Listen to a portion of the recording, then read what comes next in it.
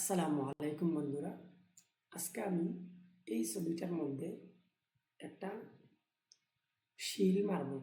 সেই শিলটি হচ্ছে এখানে যে দেখতে পাচ্ছেন বিসমিল্লাহির রহমানির রহিম। এই শিলটা আমি এই ছবির মধ্যে মারব। তো কীভাবে এই শিলটা আমি ব্রাশ আকারে এখানের মধ্যে নিয়ে আসি এখন আপনাদেরকে দেখাবো। শুরুতেই আমি কী করব, সি অপশনে ক্লিক করে দিলাম ক্রপ করার জন্য। তারপর আমি এটাকে ধরে আমি ছোটো করে নিলাম। এটাকে আমি একটু টান দিয়ে দিলাম, আবার একটু ছোটো করার জন্য নিয়ে আসলাম।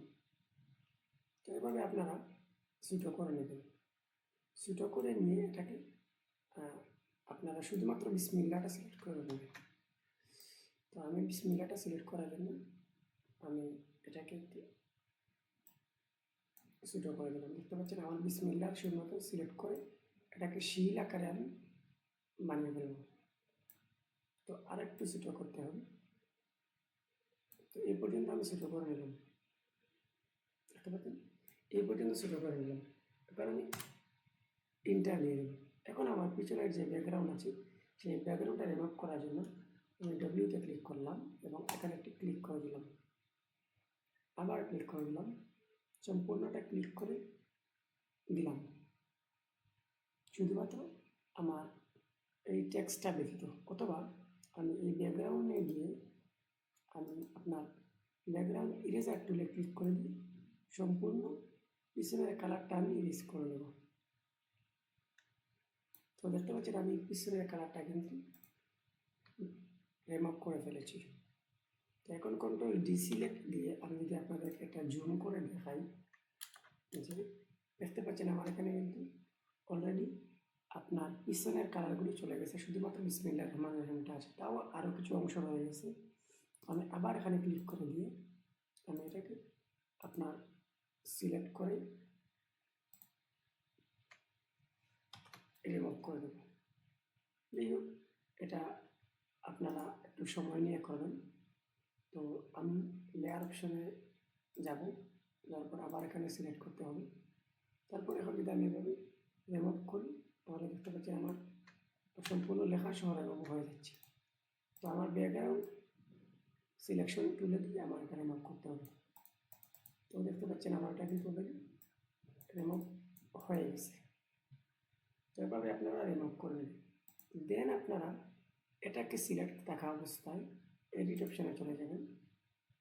তারপরে আপনারা এখানের মধ্যে লিখবেন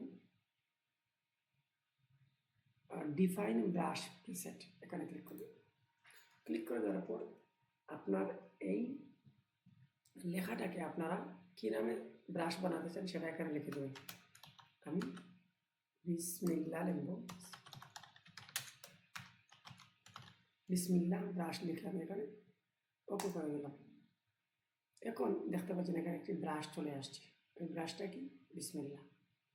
এখন আমি এখানে ক্লিক করব। ক্লিক করার পর আমার যে আরেকটা ছবি ছিল সেটাতে আমি চলে যাব। তো সেই জন্য আমি এখানে ক্লিক করব, অথবা এখানে ক্লিক করে দিয়ে আমি এখানে চলে আসলাম। এখন যদি আমি বিতে ক্লিক করি দেখতে পাচ্ছেন আমার ব্রাশটি কিন্তু চলে আসছে। তো আমি যদি এক জায়গার মধ্যে বিসমিল্লাহ লিখে দিতে চাই তাহলে এখানে আমি বিসমিল্লাহ লিখে দিলাম। দেখতে পাচ্ছেন এখানে কিন্তু বিসমিল্লাহ লেখাটা হয়ে গেছে। তো এটাকে আপনারা কী করতে পারেন, আপনারা ব্রাশ হিসেবে ব্যবহার করতে পারেন। তো আবার যদি বি অপশানে ক্লিক করে দিই, মনে করেন এটা একটা লোগো, তো এটাকে আপনারা এখানে ক্লিক করে দিলেই দেখতে পাচ্ছেন লেখাটি এখানে হয়ে গেছে। তো লোগো হিসেবে আপনারা যে কোনো কিছুকে আপনারা ব্রাশ বানিয়ে নিতে পারবেন। এবার আমি আপনাদেরকে যেভাবে দেখিয়ে দিয়েছি, এই দুর্দান্ত অপশনটি আপনার বন্ধুকে জানিয়ে দেওয়ার জন্য অবশ্যই শেয়ার করে দিন এই ভিডিওটি এবং ফলো করে দিন আমাদের এই পেজটি। দেখা হচ্ছে আপনাদের সাথে আবার পরবর্তী ভিডিও। আসসালামু আলাইকুম।